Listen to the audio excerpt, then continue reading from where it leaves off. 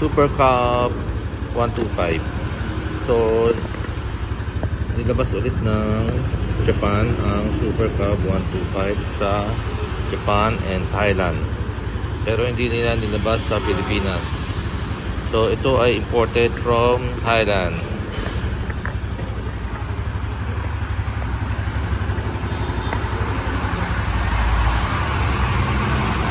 Okay, ito ang pinaka-basic simple na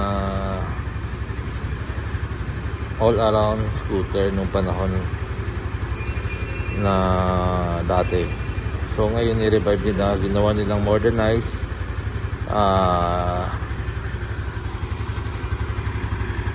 keyless start, disc brake, mags, LED light, 4-speed,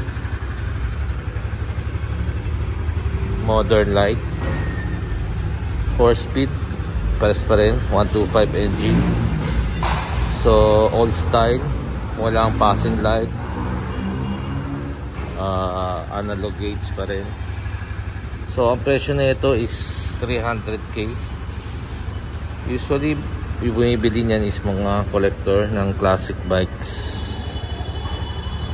Ayan. So tinakbo na ito is 18 kilometers, 4-speed. Kulay na ito matte black, mayroon red, mayroon blue, red and white, blue and white. Okay, so yun lang po, share ko lang sa inyo. Maganda ang ride, mabagal ang takbo, swabe lang, chill lang. Maswerte ka na kung kumalo ng 90, pero chill lang, madaling isingit. Yun nga lang, pagka may checkpoint, tatabi ka kasi akala nilang scooter. Unless naka big bike ka, hindi ka tatabi, diretso ka lang. Okay, mukhang messenger bike. Yun lang po, maraming salamat. Pag may tanong, message na lang.